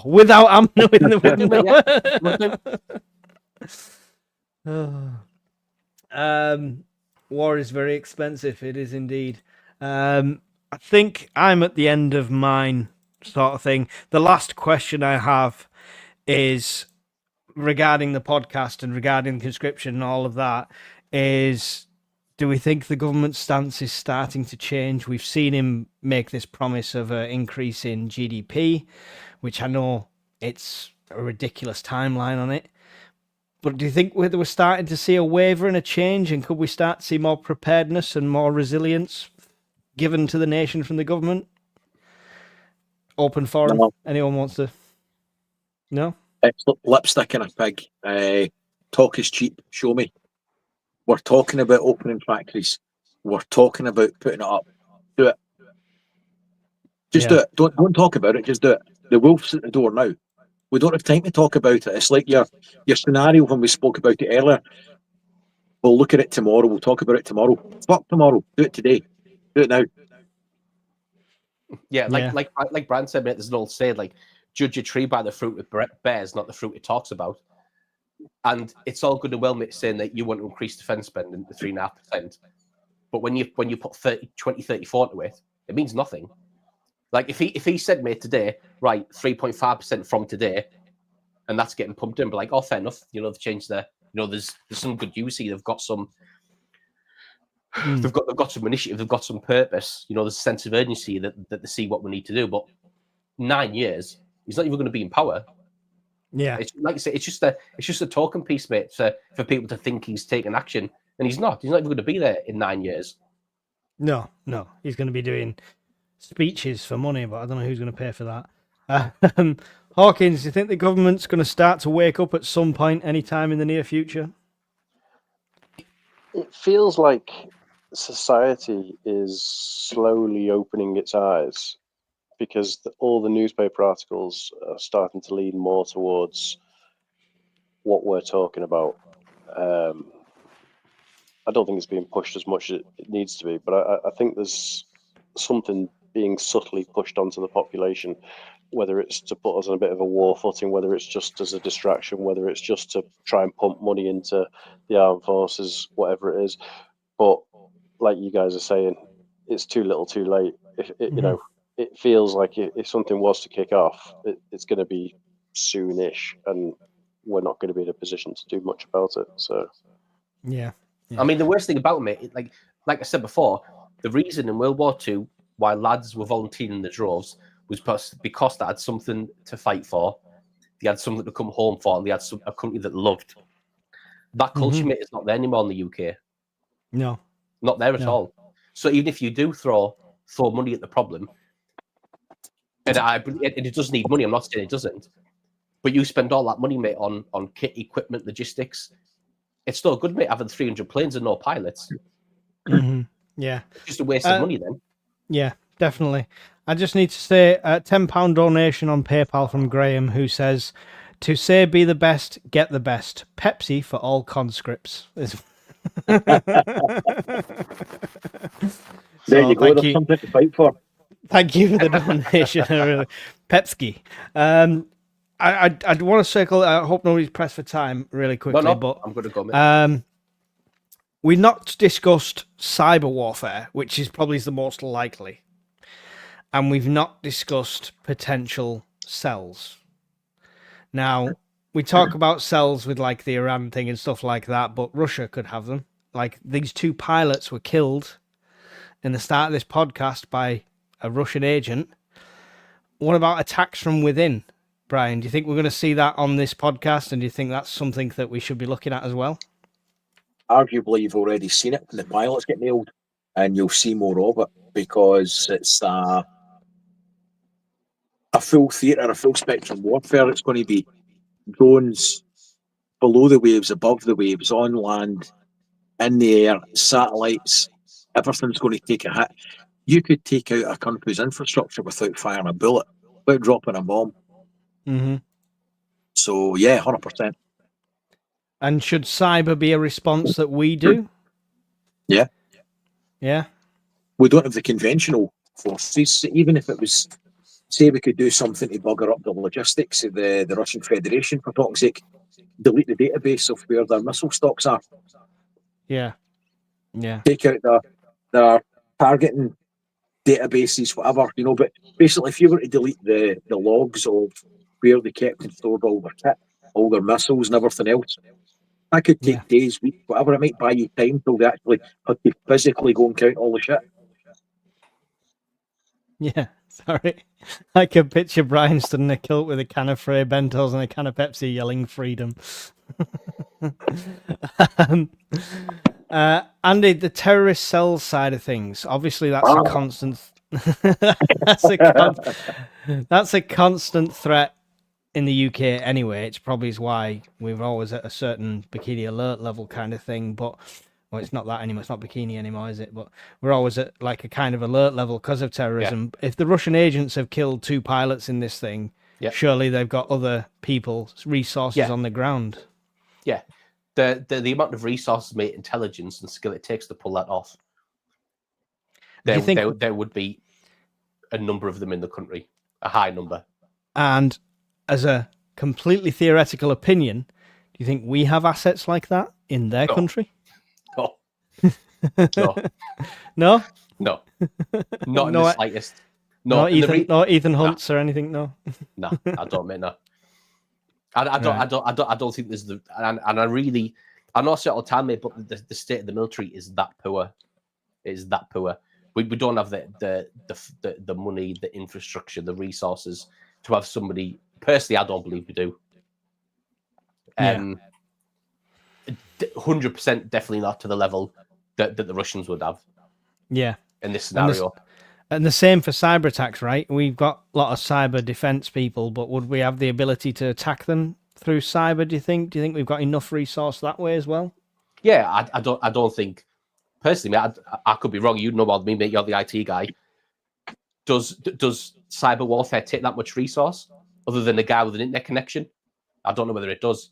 Takes knowledge and lots of processing power and stuff like that, but what Brian's just turned into mate. Somebody complained about the light in the chat. So he said it. I tell you what, it's a visual improvement. I like it. We'll go with it. the thing with Russia as well, mate, which is they don't play by any rules. None. And I equate them to Al Qaeda and the Taliban, mate. I agree with Will Survive this, by the way, if that's how it will end. The Russians, mate, a lot like the Taliban and Al Qaeda, they don't play by any rules. Mm-hmm. So, like the Taliban made IEDs and all the nasty stuff they did that we never touched. Yeah. The Russians made the same. You think? Yeah, 100%. You think on that mentality, do you think they would target more civilian stuff? Yeah, 100%. They do not care, mate, about their outward look. They don't care what the rest of the world thinks about them. It's purely based internally in what they think of themselves. So they could blow up anything, for example, and the propaganda in that country would be, we were using it for a military purpose and we've taken it out. Yeah. Yeah, that wasn't a bus full of school kids. It was special operations. Yeah, exactly. In school uniform. Yeah. Hawkins, cyber attacks and terrorist cells, is there real threats at this stage? Yes, we've talked about before, there's probing going on all the time, isn't there? Not Brian sort of probing, cyber attack probing by the Russians. Get the fingers into things, take down banking systems, supermarkets. That's just playing about, isn't it? It's whether they're in the power infrastructure and telecommunications and things. But yeah, I think it's a very reasonable threat vector.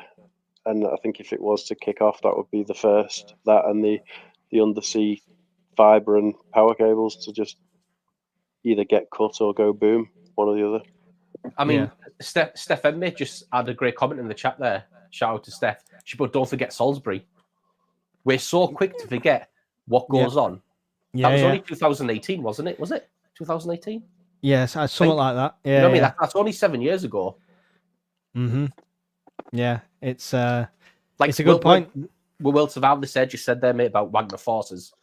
Russia isn't the force. Yeah, there you go. And he's right, mate. I was listening to something on YouTube yesterday. I think it was from the Times.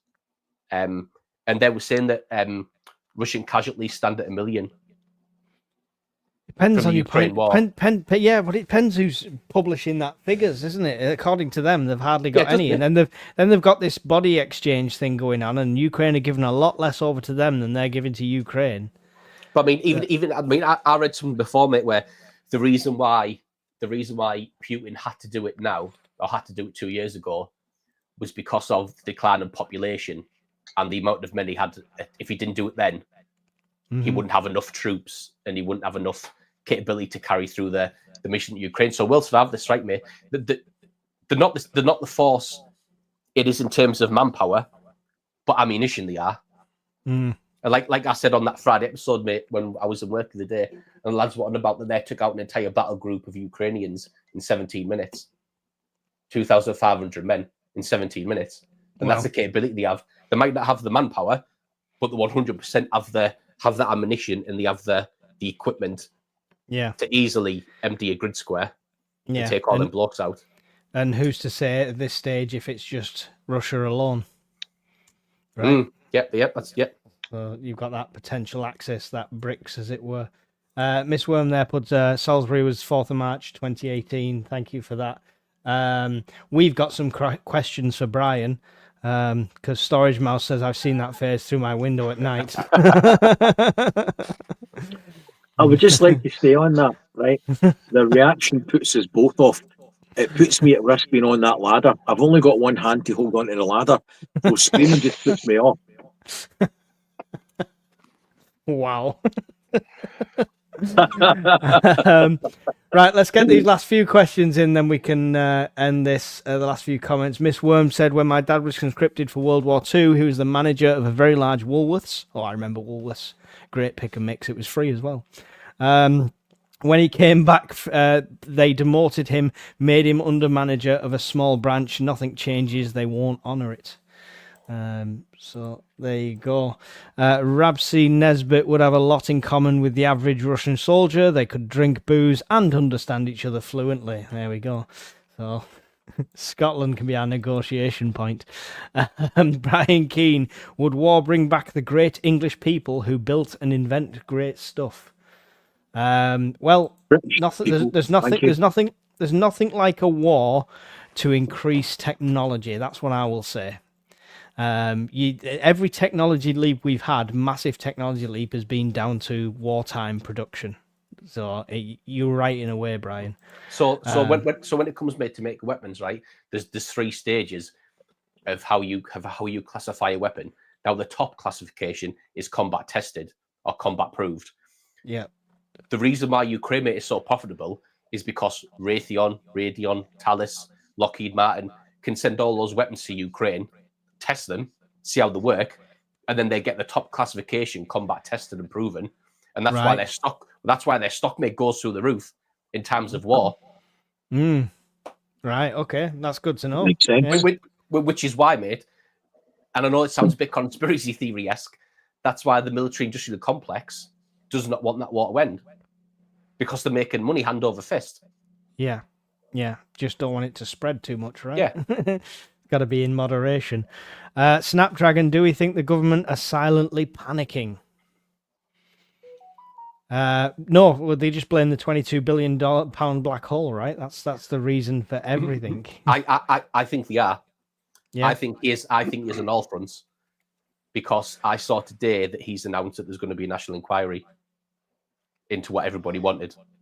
Oh yes, I know. If that isn't a panic move, I don't know what is. Yeah, but I mean that could be domestic panic, right? Because he doesn't want riots and disorder in the streets, so he has to do that inquiry that we're talking about. But I think, mate, he's panicking on all fronts, and the military is just one of them. Yeah. Anyone else? Any thoughts on that? Government panicking? I think If they not, are. it should be. You what? Sorry. I Hawkins was on the saying, limit. I think they are behind closed doors. Yeah. Yeah. And so why are we not seeing the action then? Why is it a 10-year plan to increase the spending budget? They don't have any money. We're broke. We're paying out billions to things we shouldn't be. We've got a busted social welfare system. We've got a broken NHS. The military needs money. NHS needs money. We've got no heavy industry anymore. And all these things are clamouring at the same time for attention. He's like a fish out of water. He didn't know what to do. Everything's broken.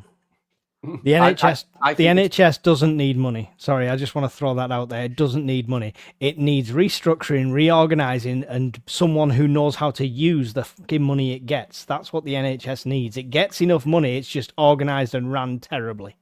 I would agree with that. I think, mate, the reason why the military's not getting the money, like Brian said, is because that's probably maybe 6 on his list to panic about.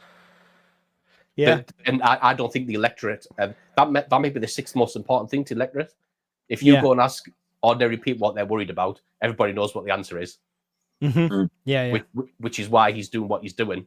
If I guarantee you, mate, if the military was number 1 on the electorate and everyone was terrified of Russia, that 2034, mate, would be a 2026 target. Yeah. Right. So it's purely based on a vote grab, right? Yeah, 100%. Oh, of course it is, mate. Now that he's got power, he doesn't want to lose it. Oh, he's going to. Yeah, of course he is. But that's why he's doing. That's why he's doing whatever he can.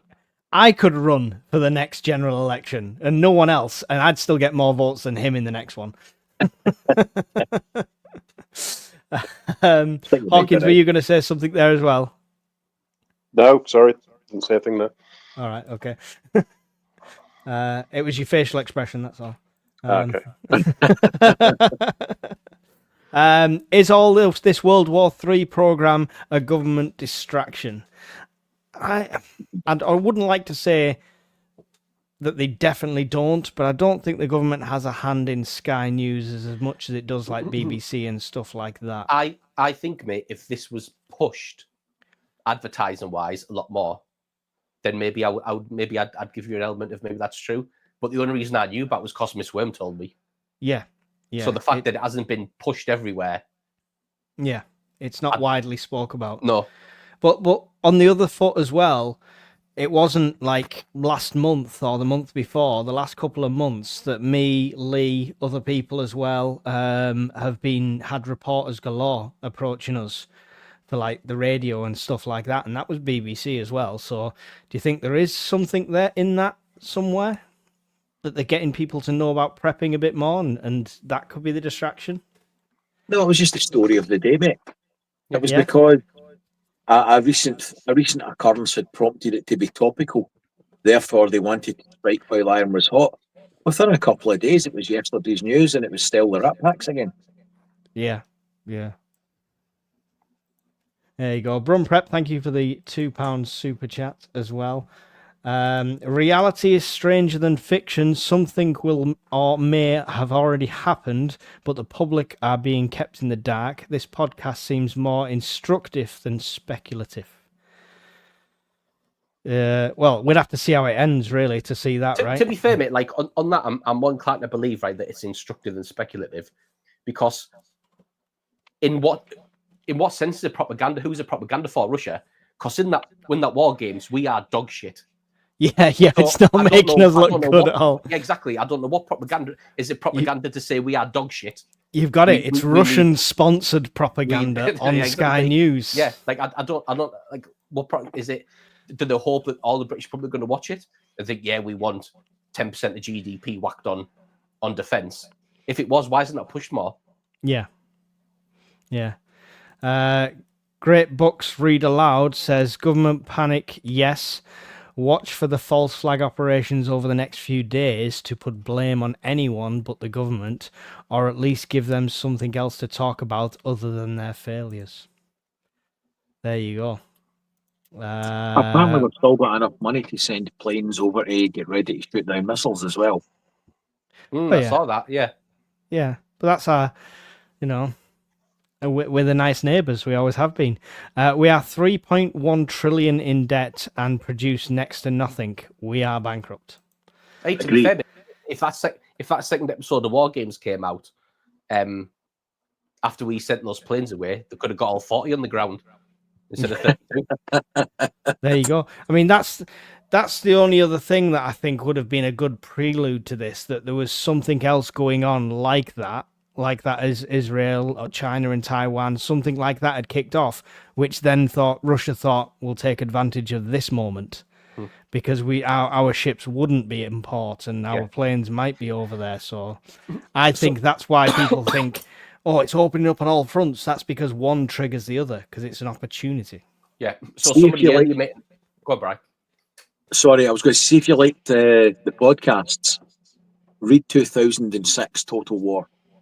It is a scenario almost like that, and of the same sort of style, and you will love it. It's exactly like that, and it's a fantastic read. Just while we're on the topic. So earlier, mate, in the chat, somebody was on about when me and Brian were on about the only being 8 planes and 8 pilots. Mm-hmm. And somebody in the chat rightly said that we've got, like, I think off the top of my head, 158 Typhoons or something. Yeah. So why you want to talk about 8 planes? The reason I'm saying 8 planes is because we don't have 158 pilots. We don't have 158 ways to arm them. We don't have 158 that are maintained and ready to fly. And we don't have 158 capable crews to man them and get them to go. So I'm saying 8 planes because that realistically, in my pessimistic attitude with the state of the military, that's all I think we could muster up. Yeah, at a moment's notice, combat ready. Yeah. So physically, we might have 158 that are sat on various runways, but we don't have the means to fly them or use them. There you go. We'll have to commandeer all them Jet 2 pilots.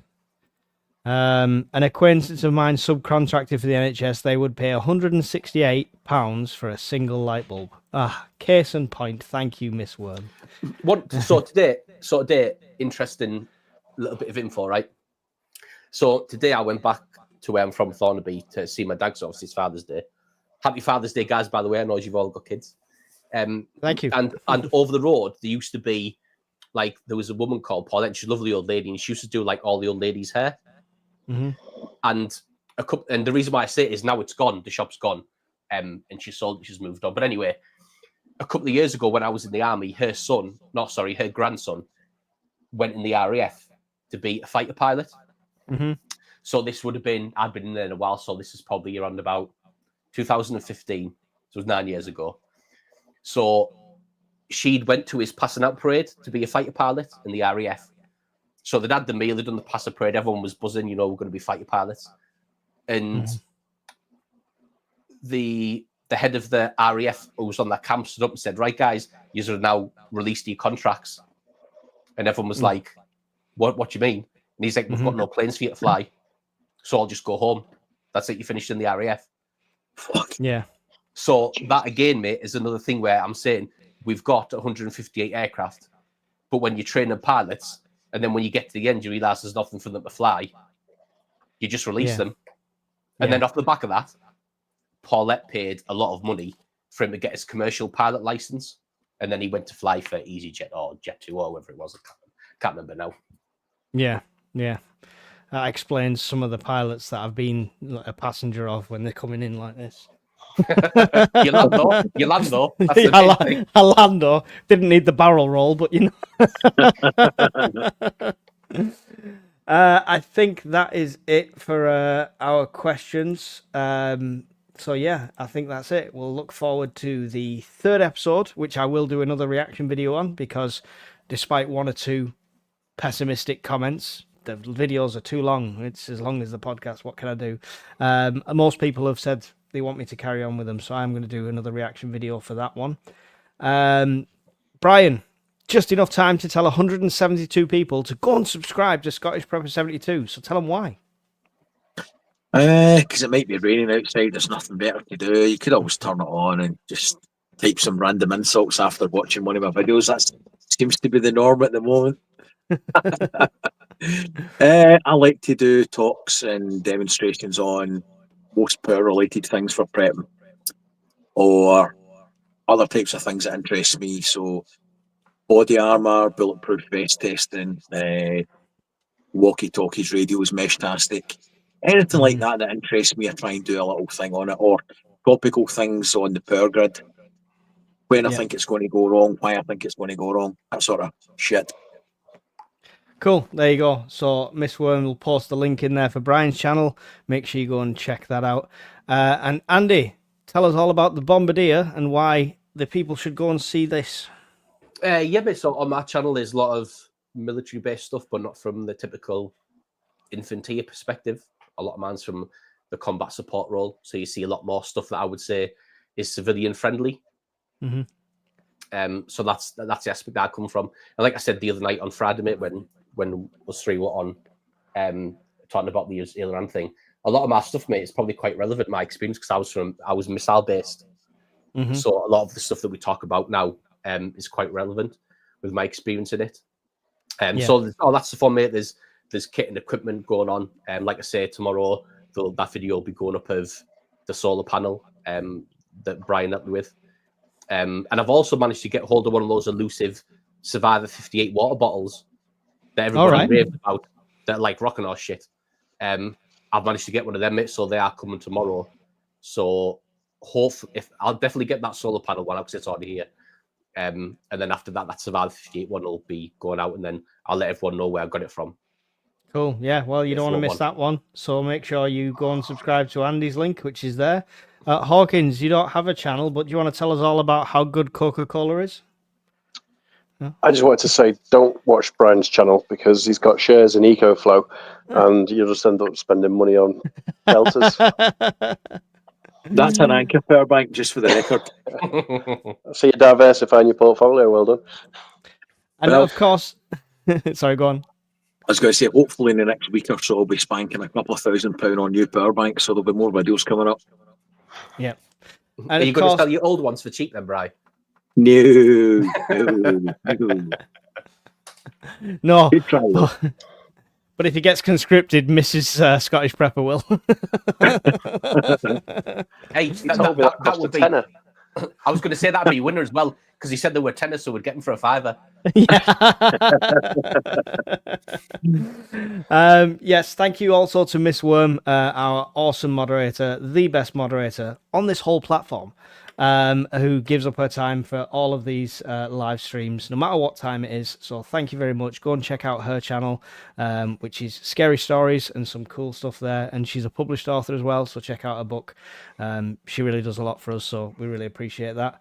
One last word from me is all my links are always in the videos if you want to support in any way, which is always great. None of us on here proclaim to be experts or anything like that. Anyone proclaiming to be a total expert in everything and you should do everything they say is on Cloud Cuckoo Land and will cause you danger. I'm here to learn. I make mistakes, as do all of these gentlemen here who are not too humble to say it, and we will say it when it happens. But Hawkins thank you. Isn't that humble. He's not. I've never made a mistake. That's why he's not got a channel. It's fine. But genuinely, thank you for your continued support. We will continue to do what we do as long as you guys keep turning up, watching us on these stupid 2-hour lives. Brian, final thoughts and goodbyes. Thanks for turning out on a Sunday. It's always good chat, and nice to see everybody in the chat box putting their comments in. Thank you. Hawkins? Happy Father's Day, and thanks for the entertainment. Andy, any final thoughts and goodbyes? Yeah, thanks everybody, guys, for tuning in, and thanks for the people in the chat and the comments. And thanks to people like World Survivalist, mate, because he puts stuff in there, mate, that challenges the way I think, especially when it comes to military defence. So I like people who in the chat, mate, who make me think about, different perspectives and different ways I see the military. So thanks, guys, for challenging the narrative that we provide here as well. Yeah, and the chat is really good, isn't it? Yeah, you might not always respond to everything, but I think we all read it in the background, and we're all sniggering away and laughing to ourselves as we're reading some of the comments. We don't get time to talk about them all, really. Yeah, and that's exactly why the Discord is so good as well, because we get that same sort of feedback. We're all here to learn as well, and we want you to challenge what we're saying. We want to talk about it. We want to either justify our opinions or change our minds. So we're here to learn as well. Thank you, everyone. Don't forget, like, subscribe, leave a comment, all that lovely stuff that the algorithm likes. We've hit 1 million views. Woo! 1 million views on the channel, so thank you so much for that support. Awesome milestone for me. Might not be any biggie for anyone else, but thank you very much, and we'll see you all in another video soon. Goodbye.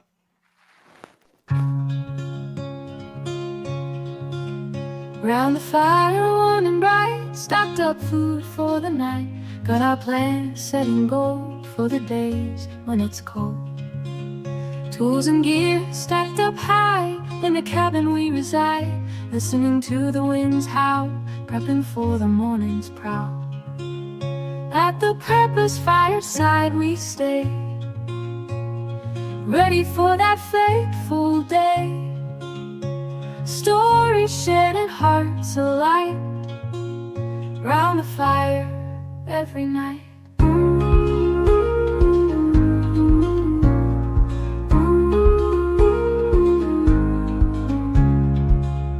Water stored in jugs and tins, bunkered down through thick and thin. Maps and routes all drawn and laid, preppers live unafraid. At the purpose fireside we stay, ready for that fateful day. Stories shared and hearts alight, round the fire every night.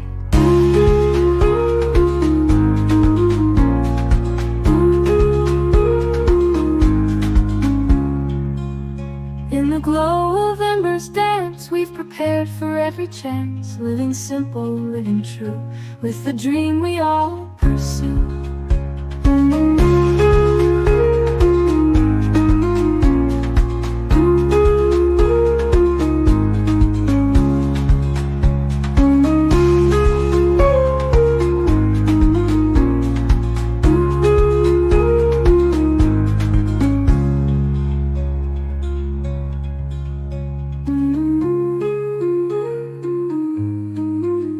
In the glow of embers dance, we've prepared for every chance. Living simple, living true, with the dream we all pursue.